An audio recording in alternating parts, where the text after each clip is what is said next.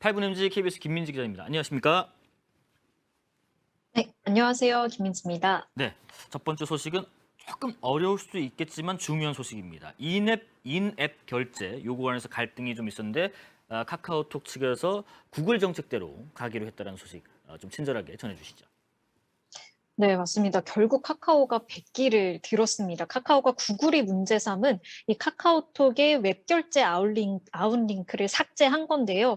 그동안 이제 카카오톡이 구글이 자사 앱마켓인 플레이 스토어를 통한 결제 방식만 인정하는 이 결제 정책을 펼치자 이를 따르지 않고 아웃링크 방식으로 결제 방식을 안내했는데요. 그러자 이제 구글에서 카카오톡 업데이트를 등록하지 못하게 했죠. 그러다가 이제 이에 버티던 카카오가 결국에는 이제 이용자들의 불편함이 장기화되고 있다면서 구글의 정책을 따르기로 한 건데요.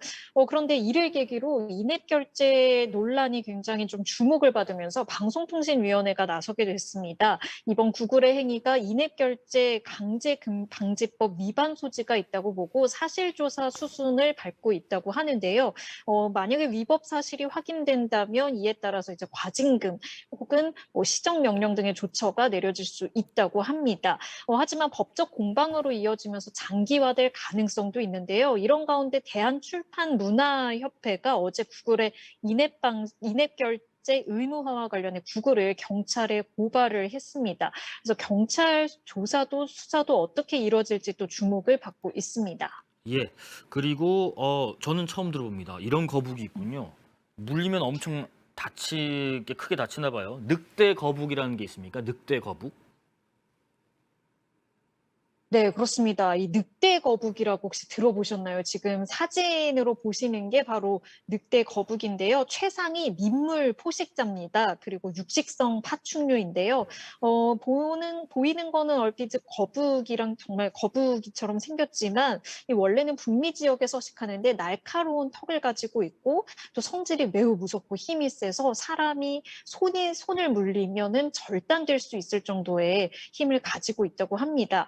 환경부가 오는 10월부터 생태계 교란 생물로 추가 지정을 하기로 했는데요. 그런데 이 늑대 거북이 우리나라에서 곳곳에서 좀 발견이 되고 있다고 합니다. 이번엔 특히 청주의 한 아파트 단지 내 연못에서 발견이 돼서 우려를 더하고 있는데요. 누군가 관상용으로 키우다가 방사한 것으로 현재 추정이 되고 있습니다. 지난달에도 광주광역시의 한 호수에서 발견이 되기도 했고 지난해에는 강원도 원주 섬강에서 발견이 돼서 환경당국이 비상에 걸리기도 했습니다. 토종 생태계를 교란시키고 또 사람도 크게 다치게 할 수 있는 만큼 좀 경각심이 필요한 상황이라고 합니다. 근데 이 소식은 옛날 소식 아닌가요? 소주병 쏟아진 도로에 시민들이 정리했다는 거 춘천에서 있었지 않습니까? 혹시 또 있었어요? 네, 그렇습니다. 얼마 전에 이제 강원도 춘천에서 굉장히 유사한 일이 있었는데요. 이번에 또 비슷한 일이 있었습니다. 이번엔 인천이었는데요. 지난 11일에 좌회전하던 화물차에서 소주 상자가 쏟아졌는데 이를 지나가는 시민들이 3, 4, 5 모여서 치우셨다고 합니다. 그래서 30분 만에 도로가 깨끗하게 정리가 됐다고 하는데요. 시민들이 한 10여 명 정도 모이셨다고 해요. 그래서 빗자루질도 하고 병을 손으로 줍기도 하면서 치우는 걸 도와주셨다고 하는데요. 시민의식이 정말 빛난 사례들이 계속 이어지고 있습니다.